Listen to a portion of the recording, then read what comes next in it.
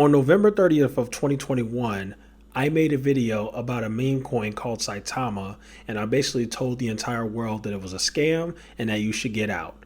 Now, to this day, that is still my highest viewed video, and it has a crap ton of comments of people calling me all sorts of names. Fast forward 4 months later, I was right.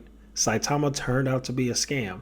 And not only has Saitama turned out to be a scam, but if you look at the price of Saitama beginning from the day that I first made that video on November 30th, and then you take that and you compare it to the price that Saitama is currently today, you can clearly see that not only was I right, but many of the investors who called me names in the comments and held onto the coin have lost a significant amount of their money holding on to this coin that I told you months ago was a scam. As of today, when you look at the coin, from the time I called it out as a scam till now, it is down more than 70% from the time that I called it. And unfortunately, the signs were always there. So the COO of the project, his name is Russell T. Armand. He is basically the chief operating officer of the entire project. He pretty much runs the project and he is the face of the community token known as Saitama. And I did a little bit of digging into his past, and old Russell has a couple of charges in the state of Alaska that I found by looking at their court documents and court records. See, you can see right here that Russell actually got in trouble for forging documents. He got in trouble for forgery, and because of that, he was sentenced to 365 days in jail as a punishment for his crime. Willie D is another person that is heavily affiliated with this token, and Willie D was actually a rapper that I looked up to until now. But Willie D is a rapper from this famous group known as the Ghetto Boys, with him and Bushwick Bill and blah, blah, blah.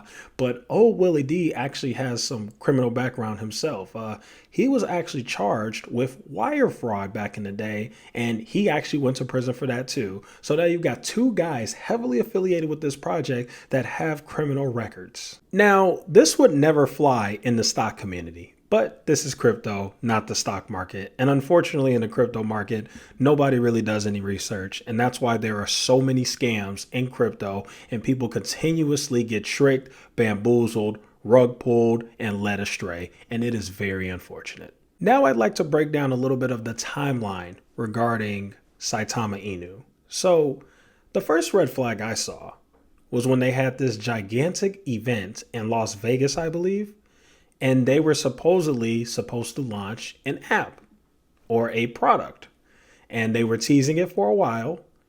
And they had this ginormous event where they had all of these influencers who were pumping the heck out of the coin, like Hinnock Crypto, some other girl named Bree, and this other guy named Jake Gagan, who were just absolutely hyping up and pumping the coin, to the point where I almost think they have some type of affiliation with it, because it was very strange, the things that I saw back in those days. But anyway, they had their event in Vegas. It turned out to be a huge party and nothing else, because no product came out. There was no launch. There was no app. Nothing actually really happened.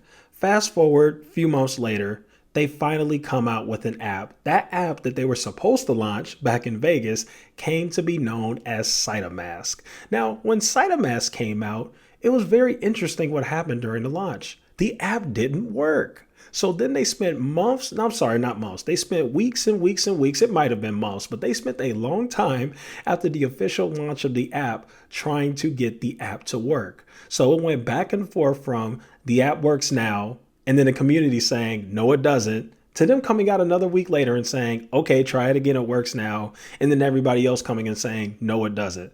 So they failed to get the app out when they had this ginormous event in Vegas to launch the app. Then they finally launched the app and the app doesn't work. Then they fix some problems with the app, and then the app has more problems. Then they fix those problems, and then it has more problems. And then they fix those problems, and then the app has more problems. Now comes this company or group called Lily Finance, whatever in God's name that is.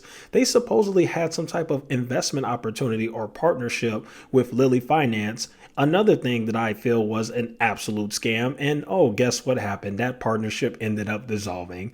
Lily Finance pulled out of the deal, and Lily Finance decided that they no longer wanted to be affiliated with Saitama. I wonder why. Fast forward to today, the coin is in complete disarray, And many of the influencers who had a major influence on the rise of the coin and the community's adoption of that crappy coin are no longer talking about the coin as much. You have this guy named Hinot Crypto, who not only doesn't really talk about the coin as much, but even said some controversial things about the coin that made people in the Saitama community actually turn on him. Holy cow, it's funny how that works, isn't it? Then you got the girl Bree.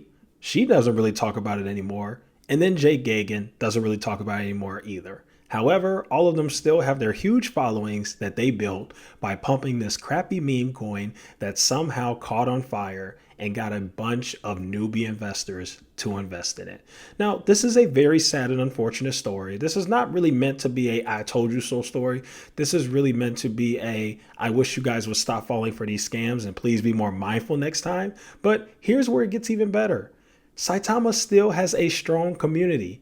Even with all the broken promises and all the BS and the fact that most of the leaders have criminal records. And if you go on Twitter, you'll actually see the main leaders in the management of the token going back and forth with random people on Twitter. Holy cow, that's very professional. But yes, you do still see that. And even given all of those things that have happened, Saitama still has an extremely strong community, and that is very, very scary. So what is the moral of this story? The moral of this story is just because a bunch of people turn into a cult or form a cult behind a cryptocurrency that is an absolute meme doesn't take away from the fact that that meme is a scam or that project is a scam or fraudulent. And in my personal opinion, Saitama is a scam. It is fraudulent. You should stay far away from it. If you lost all your money, I'm very sorry, but I'm going to continue to call out these scams when I see it. And I told you guys 4 months ago that Saitama was a scam. And if you want my honest opinion, I think the coin is going to continue to go down until it hits zero because that's what it's worth. And that'll go ahead and conclude today's video. Thank you guys so much for watching. Feel free to like, share, and subscribe, and I will see you in the next one.